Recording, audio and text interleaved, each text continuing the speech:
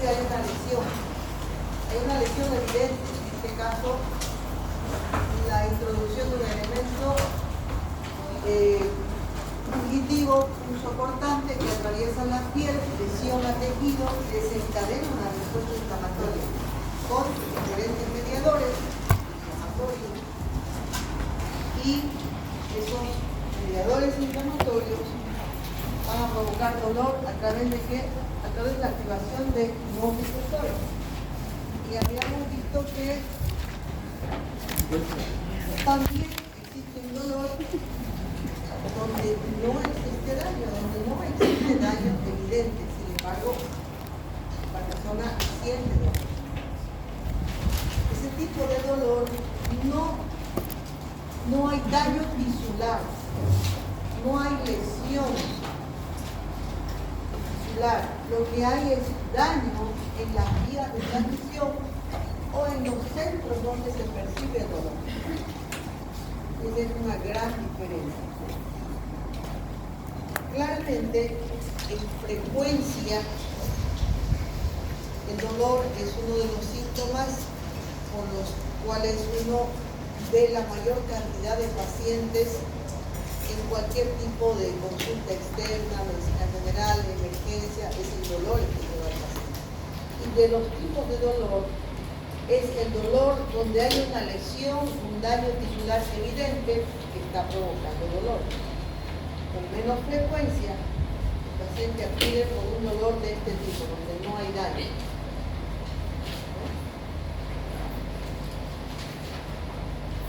Si hablamos del primer tipo de dolor, donde hay daño, se cumplen estas 4 etapas de dolor. La primera etapa es la etapa de daño, la etapa de lesión, puede ser quemadura, fractura, corte, una muela inflamada. Cualquier daño tisular va a iniciar una respuesta dolorosa, pero a través de la primera fase, que es la transducción, donde hay un estímulo que se convierte en un estímulo electromecánico a partir del cual se estimulan los receptores. Después viene la fase de transmisión, modulación y finalmente percepción. Esas son las fases del dolor, podríamos decir dolor normal. Es normal que una fractura desencadene dolor. Es normal que una apendicitis se manifieste con dolor. Es normal que una EPA de una colecistitis se manifieste con dolor. Es normal que una otitis, una inflamación, se manifieste con dolor. Es normal que si me caigo y tengo una raspadura en el codo, tenga dolor. Ese dolor es una respuesta normal. El otro tipo de dolor es un dolor patológico. Se puede diferenciar bien. El dolor es una respuesta defensiva. Nos hace ir al médico. Si nos estamos quemando, nos hace tener un mecanismo de defensa. Es un dolor normal. El otro dolor es un dolor patológico, porque hay dolor sin lesión. Entonces es importante poder diferenciar también eso, porque no hay daño en los receptores. Habíamos visto todos estos receptores que están en la piel, que son terminaciones sensoriales que nos van a dar lugar a poder sentir roce, presión, calor, dolor, frío. Y los receptores que están distribuidos por todo el cuerpo, que los habíamos visto, y que transmiten de forma diferente dolor. Diferentes tipos, por eso tenemos dolor pulsátil, por eso tenemos dolor opresivo, dolor cólico, dolor gravativo.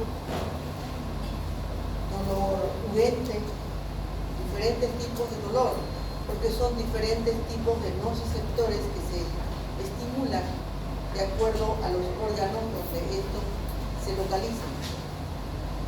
Estos nociceptores básicamente responden a tres tipos de estímulos. Estímulos que dependiendo del umbral de tolerancia o de la intensidad en la que se presenten van a determinar dolor. Térmico, porque si yo acerco algo caliente al brazo de su compañera, por ejemplo, puede ser que no ocasione dolor. Pero si me acerco con una plancha enchufada y le asiento la plancha, seguramente va a ocasionar dolor.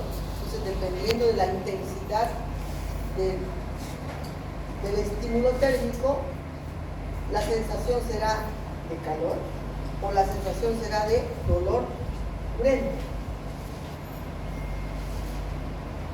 Mecánico, por trauma, por corte, y químico. Y existen los receptores que se llaman polimodales. Estos receptores son como nociceptores que están presentes, pero que no se activan normalmente, sino frente a la presencia de respuesta inflamatoria. Estos receptores que se llaman también silentes, están ahí en el pozo y que van a mandar señales dolorosas, pero ante la presencia de fenómenos inflamatorios. Estos nociceptores tienen tres propiedades. Un alto umbral a la estimulación cutánea, es lo que les mencionaba anteriormente. Es decir, no cualquier estímulo va a provocar dolor. Por ejemplo, si yo me acerco aquí a su compañera y le aprieto el trapecio, seguramente a ese nivel de presión no va a sentir el dolor. Pero si aprieto más fuerte, sí le va a doler. ¿Dolió? Sí, le dolió, ¿verdad? Entonces, tienen un alto umbral a la estimulación cutánea. Segundo, tienen una capacidad para codificar de forma precisa la intensidad en mayor o menor de un estímulo nocivo. Por ejemplo, yo le fui apretando el trapecio cada vez más fuerte y en principio siente que hay presión, claramente siente que hay presión, pero el estímulo no lo percibe como doloroso. En el momento en que hay cierta intensidad, cambia la percepción y sí se percibe como dolor. Y tercero, falta de actividad espontánea. Quiere decir que si yo no le aprieto con cierta intensidad, no tiene por qué sentir dolor. Entonces son receptores muy específicos y esas características son muy importantes porque es la particularidad a través de las características a través de las cuales los nociceptores se caracterizan como receptores de estímulos dolorosos. Estos nociceptores no solamente tienen la capacidad receptora, sino que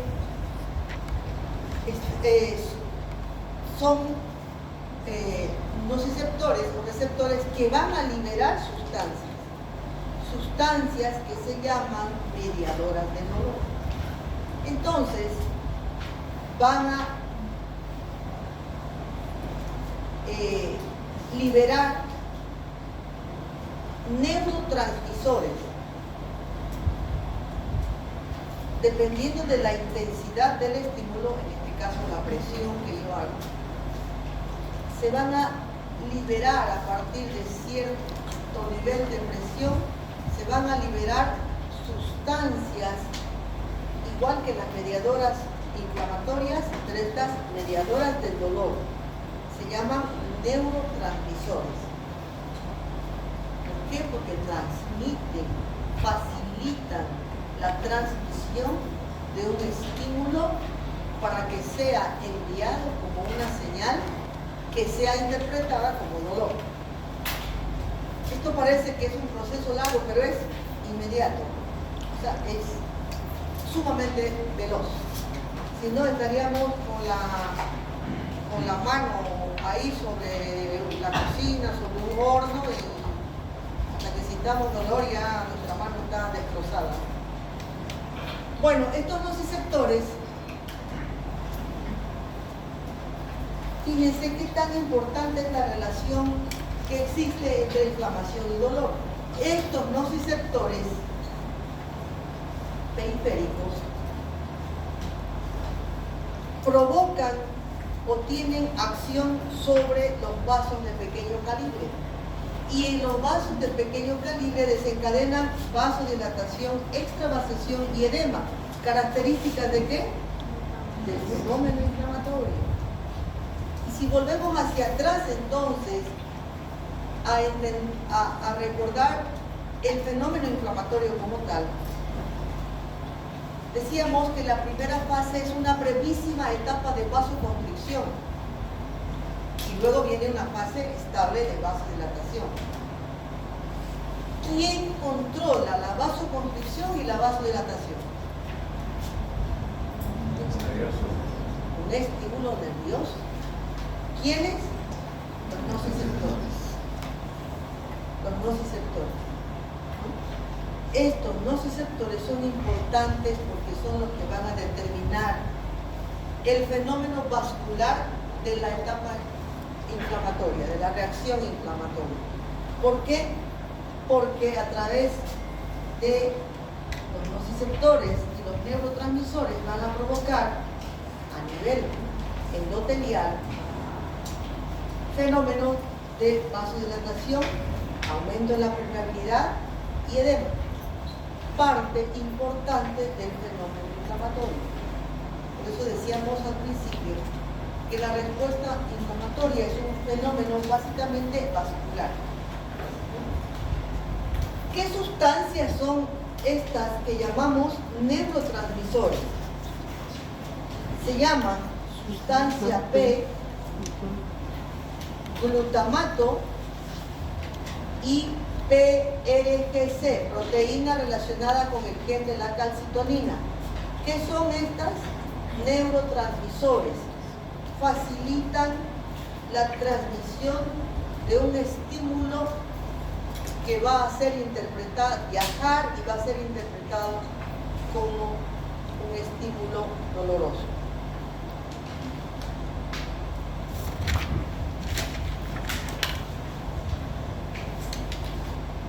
Los nociceptores están conformados por fibras nerviosas y se conocen dos tipos que son el tipo A delta y el tipo C.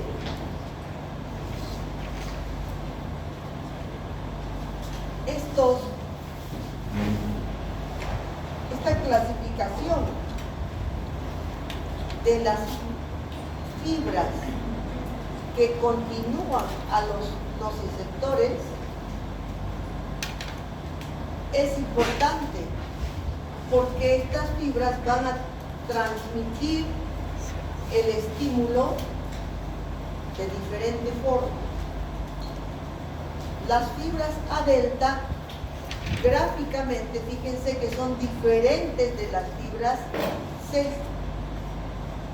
Las fibras A delta responden a estímulo táctil, a estímulos térmicos, y las fibras C responden también a estímulos térmicos, pero también a estímulos mecánicos y químicos. Diferentes. Las fibras A delta son mielinizadas, por eso son de mayor grosor. Y la vaina de mielina no es una vaina continua, es una vaina que va en segmentos, va como cortada. las fibras C no están mielinizadas. Estas fibras C, al no estar mielinizadas, transmiten el estímulo inicial captado por los nociceptores de forma más lenta.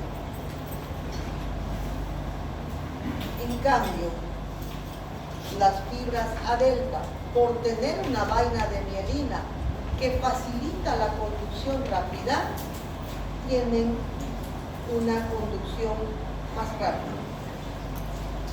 Es decir, que si yo en este momento apoyo mi mano y había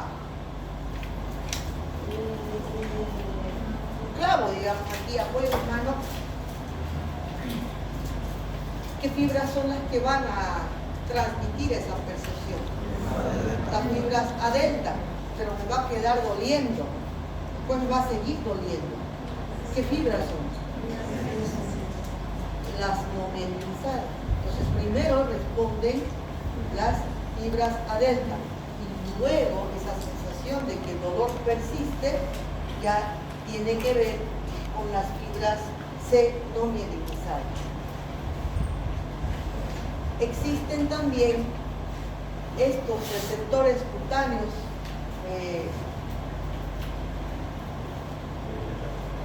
que los vamos a ver como receptores silentes, y en principio los receptores de tipo A son más superficiales, proporcionan una mayor información del estímulo nocivo y tienen que ver con lo que ustedes deben recordar de neuroanatomía, el tacto, protopático y epicrítico, ¿no? Es decir, que aunque yo no vea, si haciendo mi mano acá y había un clavo, yo sé exactamente dónde me está doliendo. Exactamente sé dónde me está doliendo. Esa información precisa de dónde me está doliendo está también enviada como señal por los receptores y las fibras mielinizadas tipo A.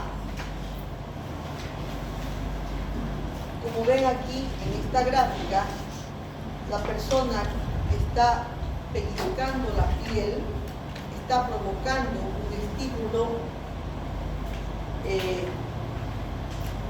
de presión, y quien recibe ese pellizco sabe exactamente dónde es que le está pellizcando. Los receptores cutáneos de tipo C son más profundos. La estimulación de estos receptores dan una sensación más difusa y además menos discriminativa. En los receptores de tipo A, yo puedo decir, ay, me punzó algo, ¿sí? Sé qué tipo de lesión me ha provocado un clavo en la mano. No solamente el lugar, sino el tipo de dolor. En cambio, los tipos C, la estimulación de estos receptores y las fibras no mielinizadas dan una sensación un poco más difusa, y el ardor no es exactamente, por decirles algo más preciso, si me pica una hormiga, precisamente yo puedo decir dónde me picó la hormiga. Pero si es una sensación de ardor, yo puedo decir me arde en este lugar, pero ya es un lugar más amplio, más difuso. La sensación urente es más difusa. Y están estos que les decía, los silentes, entre los receptores con fibras tipo A y fibra C, están los silentes, que tienen que ver sobre todo con la presencia de un proceso inflamatorio que va a estimularlos o va a activarlos. Entonces tenemos los nociceptores con vías de transmisión a través de fibras A delta, los dos receptores de fibra C y los silentes. Estos siempre responden, estos solamente en respuesta a mediadores inflamatorios. Estos receptores silentes están en diferentes tejidos, se activan ante un proceso inflamatorio, se despolarizan ante estímulos que normalmente no son dolorosos. Por ejemplo, como dice ahí, ante un proceso inflamatorio, por ejemplo de mi muela, puede ser que yo tenga inflamación y que no me duela, o por lo menos el dolor no sea tan intenso, pero si me aprieto, sí me va a doler, sí me va a doler. Ahí están participando los receptores C silentes. O otro ejemplo, como dice ahí, mover una rodilla inflamada. Si yo tengo una articulación inflamada, una artritis de rodilla, y si mi rodilla está quieta, puede hacer que tenga un dolor sordo. Pero si muevo la rodilla o me golpean la rodilla, va a haber una intensificación del dolor. Esas son los receptores tipo C silentes. Cuando yo era chica, me caí de un caballo. Me fracturé el brazo en tres partes. Y estaba de vacaciones en una quinta. Entonces, entre otros niños que estaban ahí, los más grandes, parece que lloré tanto que al final me dormí, me llevaron a la habitación y me dormí con mi brazo quieto, así al borde de la cama, pero quieto. Y estando mi brazo quieto, logré dormir, a pesar de que mi brazo estaba fracturado en tres. Pero entonces llama la atención que un niño que normalmente está fregando por ahí, durmiendo en la tarde, es raro. Siempre dice la mamá, no, algo le pasa, debe estar enfermo. Fueron y abrieron la puerta y mi abuelo, que estaba a cargo mío, se apoyó en mi brazo. Mis receptores C silentes ahí se activaron, pero a mil. Desperté llorando y ya no pude parar de llorar, ya fue directo a la ciudad y a que me pongan yeso. Pero es un ejemplo de la función y la activación que cumplen estos receptores C silentes. Tenemos también receptores musculoesqueléticos. Hemos hablado de los receptores más superficiales, ¿no? A nivel musculoesquelético tenemos receptores delta. Estos receptores delta, añadir una característica de estos receptores A delta, responden a la liberación de potasio, oradicinina, serotonina y contracción de fibras musculares. O sea, ya sabemos que estos receptores, el estímulo que desencadena su activación son la liberación de potasio y vasodilatadores, oradicinina, serotonina y el efecto mecánico de, en este caso, contracción muscular. Los receptores C responden a presión, calor e isquemia muscular. Estos receptores los podemos encontrar en las cápsulas articulares, en los ligamentos, en el periósteo y en la grasa periarticular. Los receptores viscerales están distribuidos prácticamente en todas las vísceras a nivel intestinal, a nivel miocárdico, a nivel del parénquima pulmonar, en el hígado. También tenemos nociceptores, también tenemos nociceptores a nivel del aparato genitourinario. Cada órgano que tiene nociceptores responde de diferente forma a diferentes estímulos.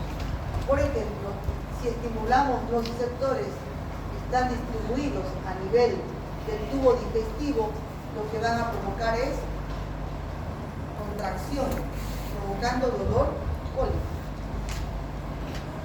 Acá va a haber un estímulo químico por hipoxia y el dolor será opresivo. A nivel pulmonar, los nociceptores se van a estimular por vasoconstricción, o sea, hipoxia también, o por congestión, vasodilatación, o por la presencia de edema. A nivel del hígado, el parénquima mismo no tiene nociceptores. Lo que tiene nociceptores es la cápsula que lo revierte, la cápsula de Gleason, y ahí lo que va a estimular los nociceptores son tracción, distensión o hipertensión. Lo mismo a este nivel, distensión, contracción o irritación química va a ser causante de que haya dolor. Vamos a hablar de la primera etapa del dolor. ¿De qué tipo de dolor? Del dolor normal. Entienden esa diferencia de dolor normal, ¿verdad? El dolor es una respuesta normal. Si tenemos una lesión, va a haber dolor. Poquito, o mucho, o muy intenso, va a haber dolor. Es una respuesta normal. Y si tenemos dolor, ese dolor nos obliga a hacer algo, o tomar un calmante, o buscar la forma de evitar ese dolor, o ir al médico a que nos dé algo, que nos vea y nos diagnostique, a ver por qué me está doliendo. Nos obliga a tomar una acción, porque el dolor es una respuesta de auxilio, de alerta. Pero el dolor normal, esta respuesta dolorosa normal. En este tipo de respuesta dolorosa normal, existe esta primera etapa, que es la etapa de transducción. La etapa en la que entendemos que hay un factor precipitante de dolor. Hay una lesión. Entonces, una vez que se produce cualquier tipo de daño tisular, se inicia este proceso que llamamos transducción. ¿Cuáles fibras se van a estimular? Ambas, A delta y C. ¿Cuáles primero? Las A delta. Y luego las C. ¿Cómo es que llega a un estímulo ser percibido como dolor? Porque cualquier tipo de lesión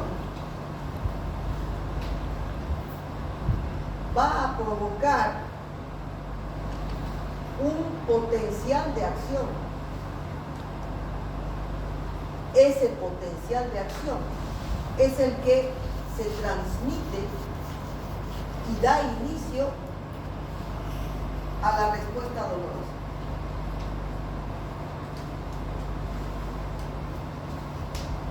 Ustedes recuerdan cómo es un potencial de acción, ¿verdad? Una fase de reposo donde se produce intercambio iónico entre sodio y potasio fundamentalmente, y calcio más lentamente, ¿verdad? Ese es un potencial de acción. Ese potencial de acción que no estaba esperado se produce por un daño tisular, es decir, la célula se lesiona y se produce un potencial de acción.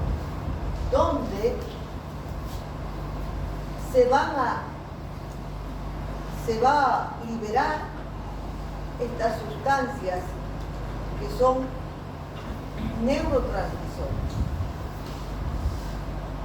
Para que puedan entender que una lesión desencadena un potencial de acción que se transforma en un estímulo doloroso para que sea conducido, es que el cambio se produce principalmente en la membrana neuronal, en la conducción de sodio, potasio y calcio, porque de manera inesperada se abren los canales para que haya un intercambio iónico. Ese intercambio iónico que da lugar a un potencial de acción es el que da lugar a la liberación de neurotransmisores y además mediadores de la inflamación. Se produce entonces un potencial de acción, intercambio de sodio, potasio y calcio y liberación de estas sustancias neurotransmisores. Los estímulos que son capaces de activar estos receptores, nociceptores, provocan dos tipos de transducción. La primera, que es de la activación, y la segunda, que es la modificación de la sensibilidad del receptor. Una vez que se desencadena aquí un potencial de acción y liberación de neurotransmisores, ya hay una sensibilización de los otros receptores vecinos. Entonces, cambios en la membrana neuronal de los nociceptores van a determinar un cambio en los canales iónicos e intercambio de sodio, potasio y calcio para que haya un potencial de acción. Entonces vemos que aquí hay una lesión que va a desencadenar ¿qué? Un potencial de acción. Aquí el potencial de acción es un estímulo eléctrico. Y como estímulo eléctrico se transmite ¿hacia dónde? Hacia una primera parada, que es a nivel medular, a nivel de la médula. Esta primera etapa de transducción en la que el estímulo, cualquier estímulo nocivo, se convierte en estímulo eléctrico que va a ser interpretado como estímulo doloroso, hace que se liberen mediadores del dolor, que son vasodilatadores, habíamos visto, ¿no?, que provocan vasodilatación, extravasación y edema. ¿A partir de qué? De la liberación local de sustancias mediadoras del dolor, prostaglandinas, bradicinina, histamina, que son las que contribuyen a que haya una respuesta local de activación de los nociceptores. Y aquí están encuadradas las prostaglandinas. Y con una flechita a un lado, ¿de dónde vienen, no? De la ciclooxigenasa 1 y la ciclooxigenasa 2. Es decir, no podemos tener respuesta dolorosa normal sin intervención del proceso inflamatorio, sin intervención de todo eso que hemos visto en inflamación, que es la activación de las ciclooxigenasas y las prostaglandinas. Ahí hay edema y liberación de estas sustancias que se llaman neurotransmisores y mediadores de la inflamación y liberación de estos neurotransmisores que son la sustancia P, la proteína relacionada al gen de la calcitonina y el glutamato. Pero bueno, entonces se libera inicialmente sustancia P y la proteína que es relacionada al gen de la calcitonina. Hasta ahí se entiende la primera etapa. Esa primera etapa es la diferencia entre un tipo de dolor y otro tipo de dolor. Esa primera etapa. Luego viene la segunda etapa, que es el viaje del estímulo eléctrico a través de la neurona del ganglio de la raíz dorsal hasta la médula espinal. Este potencial de acción que viaja por los axones A delta y C llega hasta el asta dorsal de la médula espinal a estos lugares que son las láminas 1, 2 y 5. Esta es la mitad del asta dorsal. Y llega este estímulo eléctrico hasta las láminas 1, 2 y 5.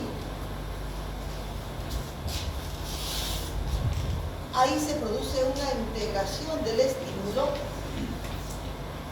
porque ahí hay tres tipos de neuronas. Neuronas llamadas de proyección, neuronas llamadas propioespinales y neuronas interneuronas locales. Aquí tenemos estos tres tipos de neuronas, que son neuronas integradoras. Van a integrar ese estímulo eléctrico que ha viajado a través de las fibras A delta y de las fibras C, y llegan hasta este sector y se encuentran con estas neuronas. Las neuronas de proyección, las propioespinales y las interneuronas locales. Cada una de estas neuronas tiene una función de integración. Van a integrar ese estímulo para que luego continúe el viaje de forma ascendente. Continúa el viaje de forma ascendente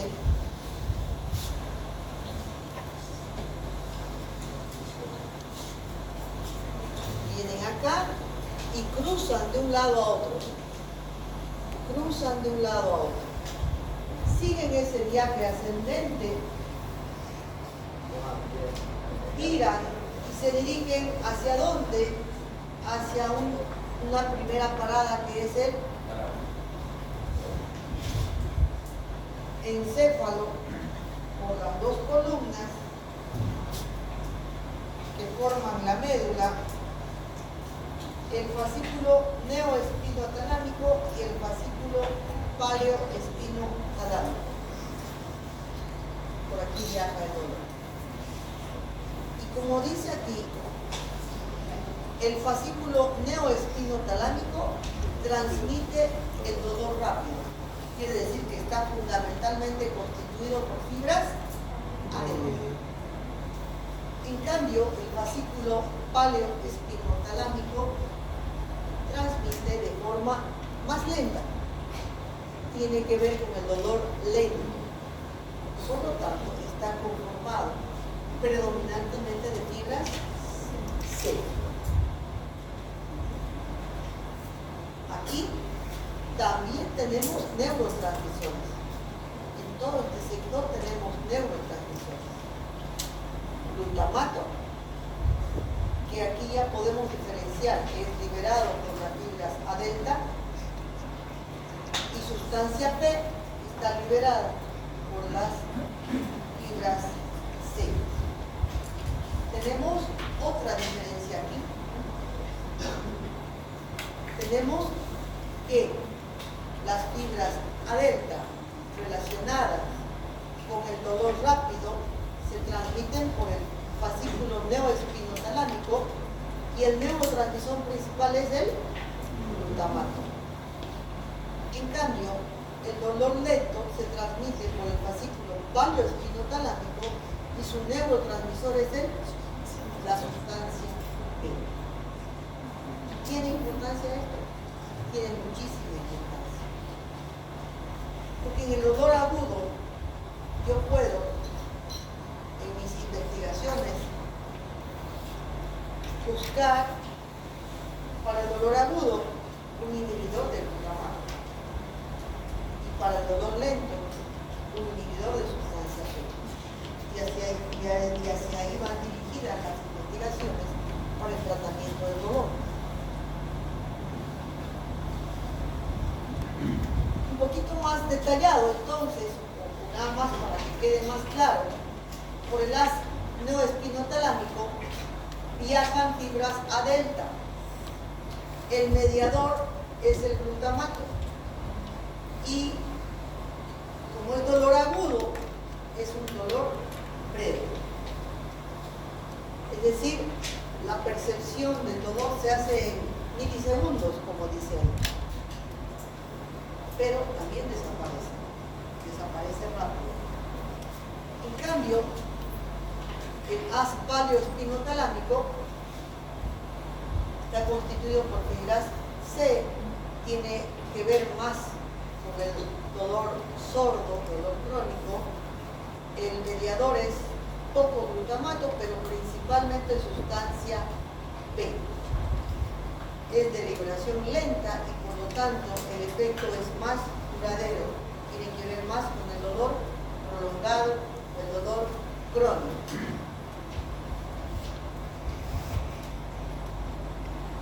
De aquí viajan entonces y van a ir subiendo hacia el tronco encefálico. Las vías espinotalámicas, una vez que entran a la médula espinal de las raíces de la médula, cruzan y suben, terminan en unas neuronas que se llaman neuronas de proyección, que las hemos visto que están localizadas en las astas dorsales y viajan a través de estos dos haces, paleoespinotalámico y neoespinotalámico. Y entonces viene la fase de modulación, la tercera fase. En esta fase de modulación vamos a ver que a este nivel neuronal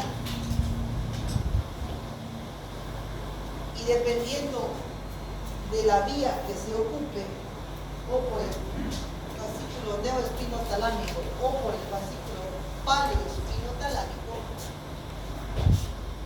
vamos a ver que estas fibras van a llegar a modularse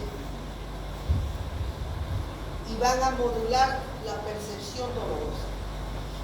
Esa percepción dolorosa es diferente de una persona a otra. ¿Por qué? Porque tiene que ver con la supresión o liberación de mayor o menor cantidad de mediadores neurotransmisores y de sustancias analgésicas que cada uno tiene. Es el sistema de analgesia endógena o control eferente nociceptivo. Es decir, que frente a una lesión que se convierte en un estímulo eléctrico que viaja hasta el asta dorsal de la médula, cruza al frente y sube a través del haz neoespinotalámico o paleoespinotalámico, ese estímulo va a ser modulado no va a llegar directamente a las zonas de percepción dolorosa. Va a ser modulado y esa modulación es diferente en cada uno de nosotros. Porque cada uno de nosotros tiene un sistema de analgesia endógena propio, interno.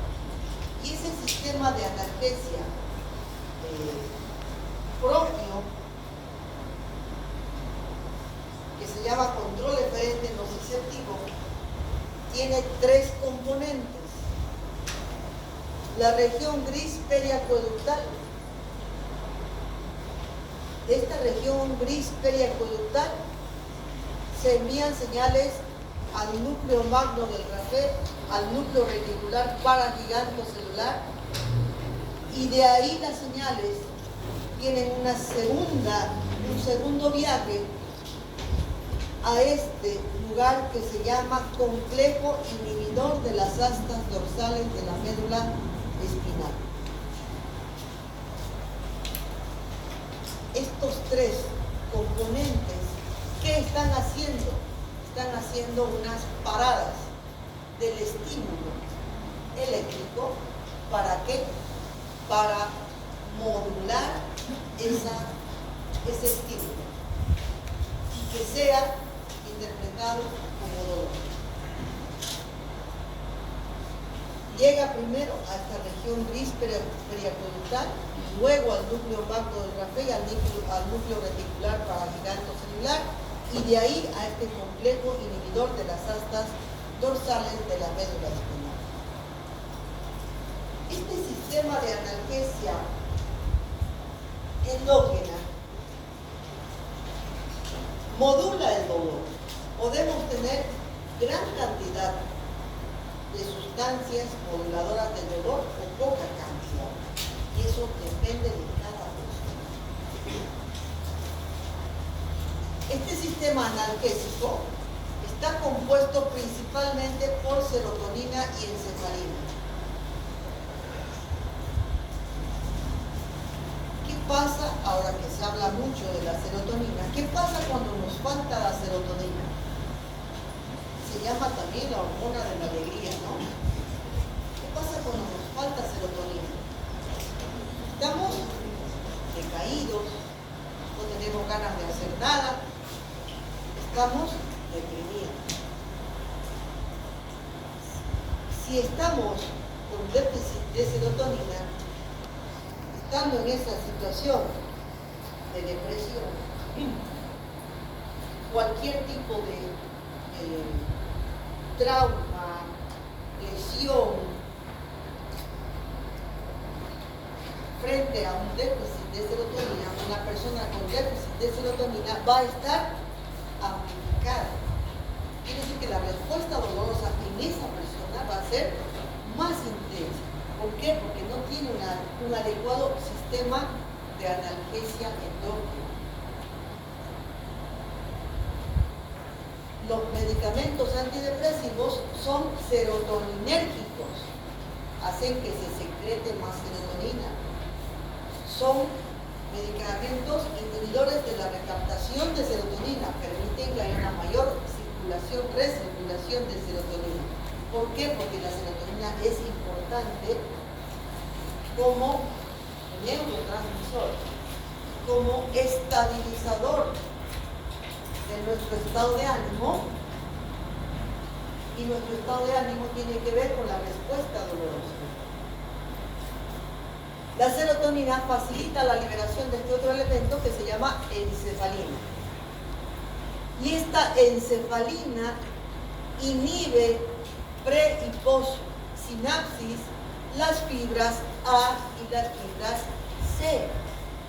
Quiere decir que a través de la encefalina, la serotonina actúa modulando la transmisión de las fibras A y de las fibras C. Además, tenemos el sistema endógeno de opioides endógenos, que actúan como sistema analgésico interno también, y son productos de la degradación de estas 3 sustancias. propiomelanocortina, proencefalina y prodinorfina. Parece difícil, pero bueno, entrenándose uno puede decir los nombres. Cuando hablamos de opioides, estamos hablando de sustancias analgésicas, ¿no? El opio es analgésico. Desde siempre se ha utilizado opio para calmar el dolor. Ahora, bueno, durante mucho tiempo, y ahora también sabemos que el opio puro es una sustancia adictiva. Y ahora solamente se utiliza en determinadas circunstancias, pero también para calmar el dolor. La sedación se la hace con opioides semisintéticos. Diferentes medicamentos analgésicos tienen opioides o derivados del opio. Codeína, por ejemplo. La codeína. Para inducir anestesia y sedar al paciente en cirugías menores, que utilizan el fentanilo. El fentanilo es derivado de opioide, es un derivado sintético del opio.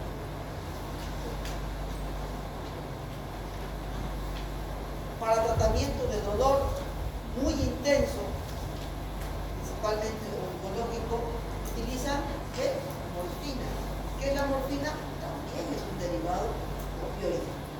Entonces, el sistema opioide endógeno que tenemos es un sistema que va a intervenir en la modulación del dolor independiente de cada uno de ustedes. Entonces, la serotonina y la encefalina participan modulando la función o activación de las fibras A y C. Y además tenemos un sistema de opioides endógenos que también modulan el dolor. Estas son las de estas tres sustancias, propiomelanocortina, proencefalina y prodinorfina, derivan la beta-endorfina, la beta-encefalina, neuroencefalina y la dinorfina. Opioides endógenos. Entonces, la activación de este sistema endógeno analgésico es capaz de suprimir totalmente señales dolorosas periféricas. Nuestro sistema de analgesia dependiente de la serotonina y la encefalina y dependiente de los opioides endógenos se activa frente al estrés. Por ejemplo, en una situación de contingencia, por ejemplo, que hay un accidente y haya una mamá o un papá, y a pesar de que haya habido un trauma, digamos, de una fractura de la pierna, en ese momento este sistema endógeno suprime los estímulos dolorosos por el estrés y por la gran secreción adrenérgica, suprime el dolor temporalmente hasta que puede, en este caso que le estoy imaginariamente contando, para salvar, digamos, su hija o la persona que va a salvar su vida, ¿no? Típico de ver, por ejemplo, las películas donde el tipo parece que le han fracturado todo y sigue peleando, ¿no? Y uno dice cómo saca, cómo no le duele. Y realmente pues parece fantasía, pero sí tenemos un sistema de analgesia interna que nos permite en determinado momento de estrés suprimir por modulación la respuesta dolorosa. También, doctora, cuando los niños, por ejemplo, juegan y porque están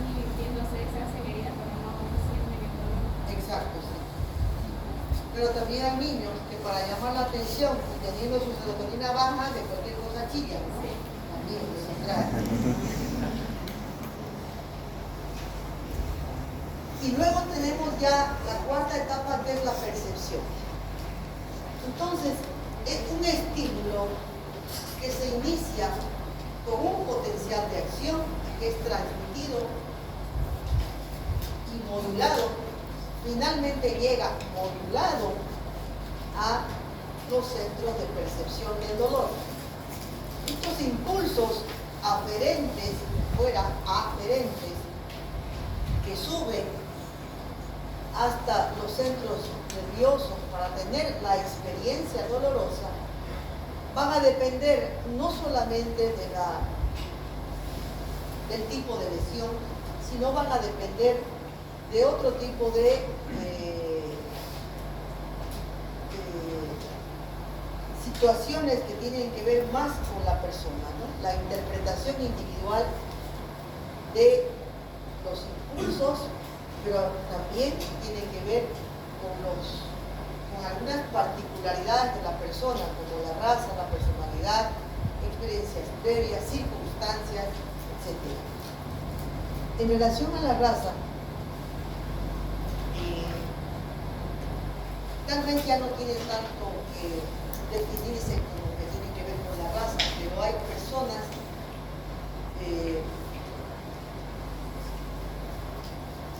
que se lesionan y no responden como otras personas a ese mismo estímulo.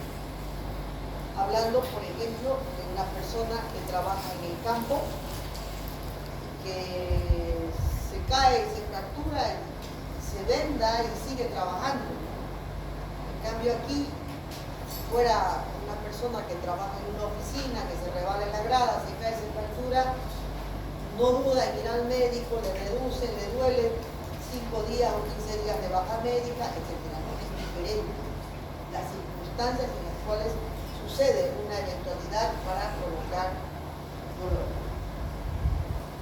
Entonces,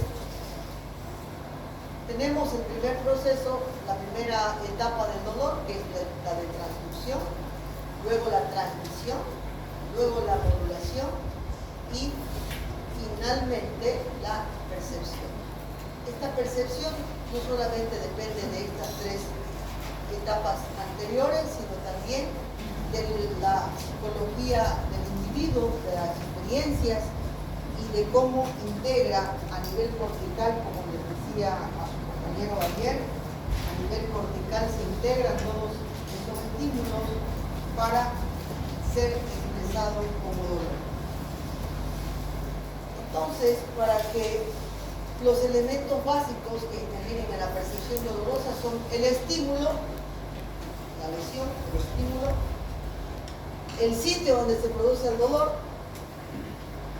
las vías de conducción, la percepción y la reacción a dicho estímulo, ¿no? Todos esos son componentes individuales de la respuesta dolorosa. De aquí, nosotros podemos clasificar el dolor, diferenciar el dolor en dolor somático, que es el dolor que se puede sentir en cualquier parte del sistema de piel, óseo, músculo esquelético, dolor visceral, y el dolor neuropático. También, según su temporalidad o cronología, el dolor será agudo, es un dolor que no dura más allá de 2 semanas, o mientras haya una lesión que está en proceso de curación. Y el dolor crónico es aquel dolor que persiste por más de 3 a 6 meses y que supera el periodo habitual de sanación, es decir, se fracturó, ya hizo callo, etcétera, ya no hay más y el paciente sigue sintiendo dolor. Si ya es un dolor crónico. Hay una diferencia también entre el dolor agudo y el dolor crónico. Les decía yo que el dolor agudo es un dolor normal, y el dolor crónico es un dolor patológico, es un dolor anormal. De tal manera que podemos decir que el dolor agudo es un síntoma y el dolor crónico es un síndrome. El dolor agudo es un síntoma, el dolor crónico ya es un síndrome.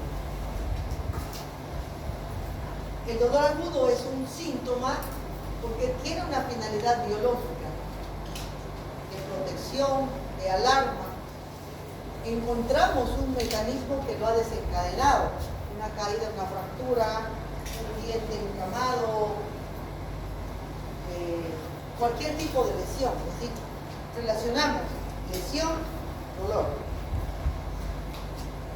Produce respuestas somatovegetativas como reaccionales. Si esto me provocó dolor, retiro, protejo, provoca una respuesta. También tiene un componente afectivo, provoca normalmente ansiedad. No quiero que me duela, porque sabemos que en definición es una sensación desagradable el dolor. También provoca cambios en el comportamiento. En el momento agudo, quejas verbales, gemidos, muecas, protección. Dura mientras se cura la lesión, hasta 14 días. Se puede identificar exactamente el tipo de dolor, pulsátil, purente, punitivo, opresivo, gravativo. Podemos identificar exactamente el sitio del dolor, la distribución, localizado, exactamente donde nos ha provocado la lesión, y evidentemente hay signos de algún daño, ¿no? Hay una euforia local, edema, eritema, y además una reacción aguda frente al dolor, taquicardia, hipertensión, taquipnea en respuesta al dolor. El dolor crónico es un dolor inútil, ya no cumple ninguna finalidad. Por eso les decía, ya esto es un dolor patológico, es un dolor anormal. Ya no cumple ninguna finalidad. Ya duele por doler. Ya el paciente va porque le duele, pero no encontramos lesión. Es multifactorial, quiere decir, al paciente le duele porque se acuesta, porque se levanta, porque descansa, porque trabaja, pues si le duele, un día le duele por un motivo, al siguiente día le duele por otro motivo. En cuanto a las respuestas neuro o somatovegetativas, hay una habituación y aprendizaje. ¿Qué dice el paciente? No, es que ya me acostumbré a este dolor. Se habitúa al dolor.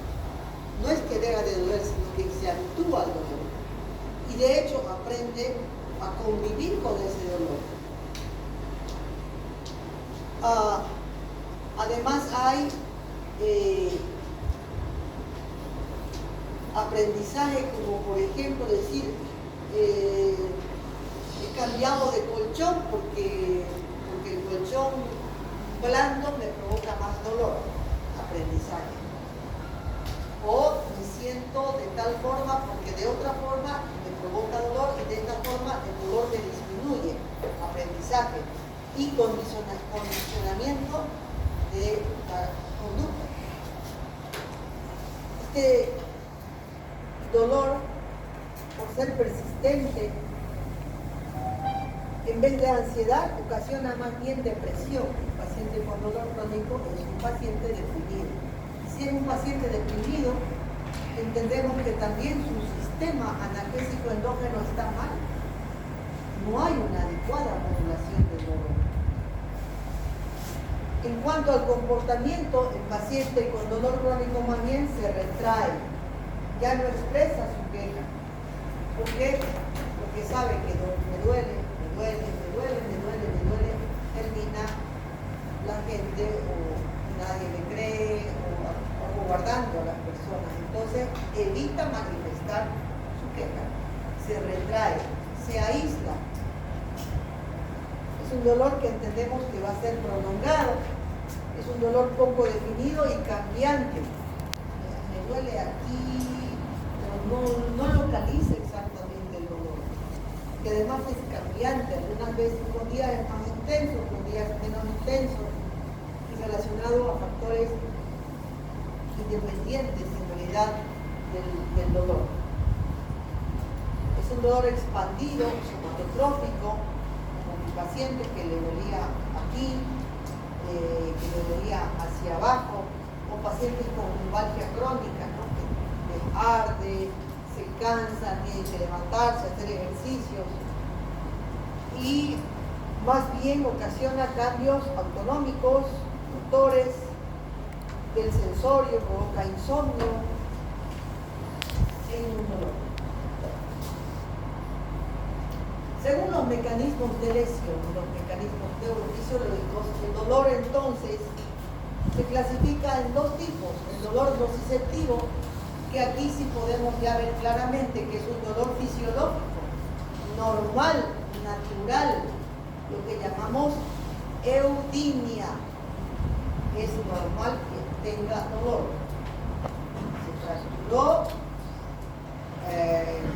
tiene una neumonía, tiene un infarto, es normal que tenga dolor.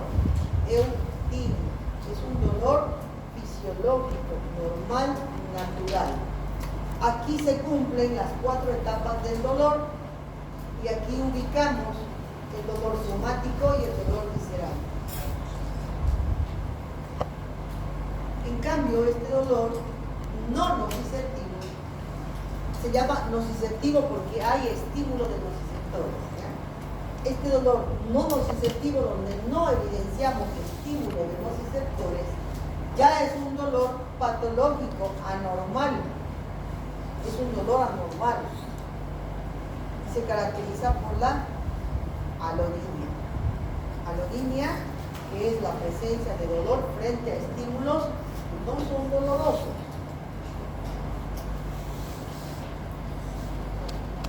En este tipo de dolor no hay la primera etapa, solo hay transmisión, modulación y percepción. Y tenemos aquí el dolor neuropático y el dolor psicógeno. Aquí entra ese dolor que habíamos dedicado una diapositiva que decía que hay dolor sin daño evidente.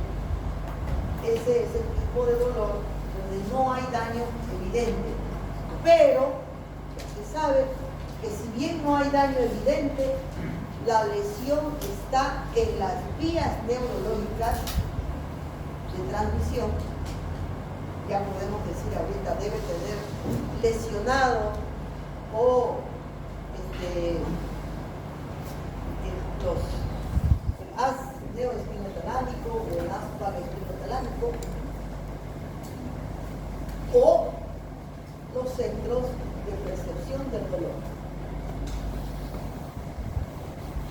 Tálamo, corteza. Y existe entonces esta clasificación también actual del dolor, donde además del dolor nociceptivo y el dolor neuropático, estos dos, hay una tercera nomenclatura que se llama dolor nociplástico. Este dolor nociplástico no hay lesión, surge de una nocicepción alterada, donde no hay evidencia de daño tisular, no hay evidencia de enfermedad, no hay evidencia de lesión del sistema somatosensorial que cause dolor, pero el paciente tiene dolor. Ejemplo, dolor nociceptivo, por ejemplo, una otitis o un absceso del conducto auditivo externo. Dolor nociceptivo. Dolor neuropático, la neuralgia postherpética. Y dolor entonces de vía nerviosa periférica. Ya no hay lesión, pero sigue doliendo. Y dolor nociplástico, dolor de miembro fantasma o fibromialgia.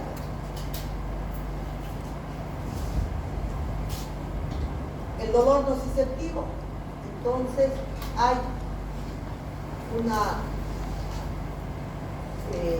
lesión y por lo tanto el dolor es mediado por el estímulo de nociceptores. El sistema nervioso está intacto, funciona normalmente, por lo tanto por eso sentimos dolor. El dolor no nociceptivo o neuropático se origina por lesión o daño del sistema nervioso central o periférico. Hay una perturbación del sistema nervioso o central o periférico.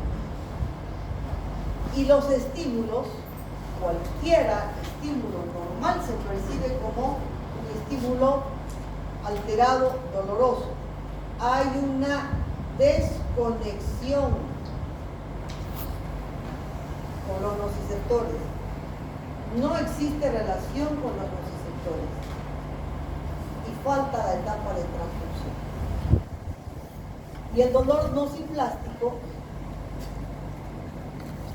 o neuroplástico derivan de la presencia de dolor que nos lleva a modificar nuestra percepción del cuerpo de manera que nuestro cerebro adquiere una memoria del estímulo doloroso y puede llegar a decidir causar dolor en situaciones donde, o condiciones donde normalmente no hay dolor. Para que lo puedan entender, hay una alteración a nivel del sistema nervioso central que, teniendo vías dolorosas y habiendo tenido experiencias dolorosas, ha percibido ante el dolor, en ausencia de lesión, puede sentir dolor. Dolor de miembro fantasma, muy típico, ¿no? Dolor de miembro fantasma. Ya no hay el brazo, pero el paciente le duele ese brazo que no existe, o la pierna, se le ha amputado la pierna, por ejemplo, siente que le pica el dedo gordo del pie, o siente dolor en el miembro inferior amputado. Ya no hay. ¿Eso por qué sucede? Porque aquí en su cerebro nuestro engrama corporal está completo. No hemos amputado, no hemos sacado la pierna de nuestro cerebro. Entonces siente a esto. El dolor somático, ¿verdad?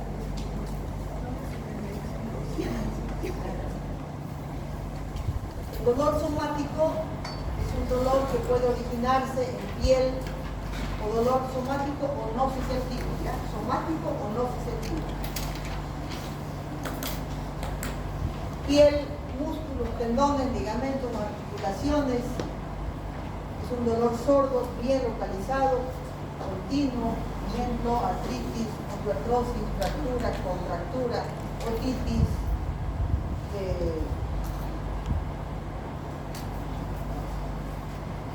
el dolor visceral se origina en vísceras o en cápsulas,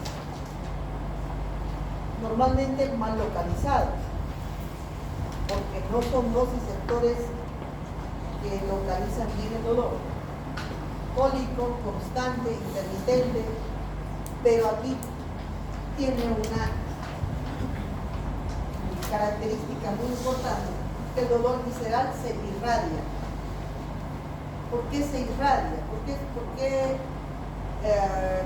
¿Por qué tenemos puntos dolorosos? Por ejemplo,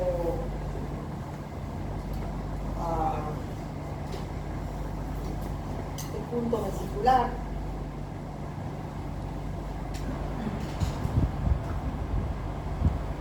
¿por qué un cáncer de páncreas provoca dolor de espalda, dolor de los lumbar, o las dermatomas, o las dermatomas. Úlcera gástrica, pancreatitis, infarto de miocardio, cólico renal, colateral, cáncer pancreático. A propósito, una de las características del cáncer pancreático es el dolor dorso-lumbar. Dolor dorso-lumbar. Se presenta cáncer de páncreas, cáncer de vía biliar,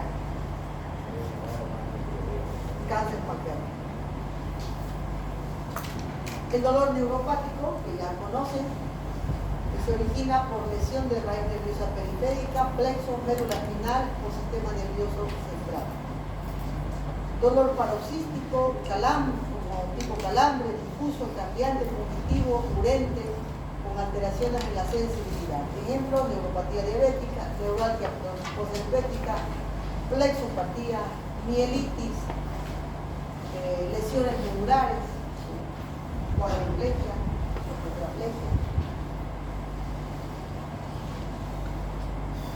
En cuanto a algunos conceptos que son más nuevos de dolor, que ha cambiado un poco la etiología del dolor, porque ahora se menciona una tercera categoría de dolor, como el dolor musculoplástico. La fisiopatología se conoce ahora los neurotransmisores, los mediadores del dolor, el sistema de analgesia externa. Fíjense aquí, tenemos un dolor crónico primario. Este dolor crónico primario, donde hay diferentes tipos de dolor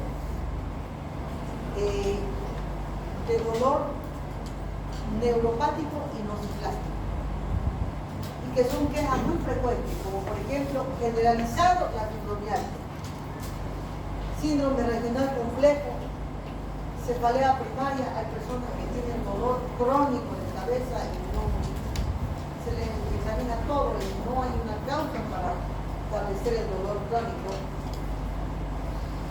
Dolor a nivel de la articulación temporomandibular, cefalea tensional, migraña, neuralgia liriquémica, dolor visceral primario. Hay personas que se quejan de dolor epigástrico, se les hace endoscopía, angioresonancia, tomografía, todo y no tienen nada, no se encuentra nada, los que no tienen nada. Tienen un síndrome crónico, de dolor crónico primario. Dolor primario urofacial, dolor cervical, dolor torácico, dolor lumbar, dolor primario de extremidades. Dolor neuropático y nociplástico. Son quejas frecuentes de dolor y por eso es que han clasificado, ¿no? Han hecho una clasificación porque hay personas que tienen dolor en ausencia de lesión. Y como no hay lesión, muchas personas, médicos del sistema de salud, no creen. Por lo tanto, es importante el interrogatorio de saber cómo les duele, cuándo les duele y clasificar dolor nociceptivo o dolor por lesión de vías nerviosas o sistema nervioso. Dolor neuropático o nociplástico. Dolor agudo, dolor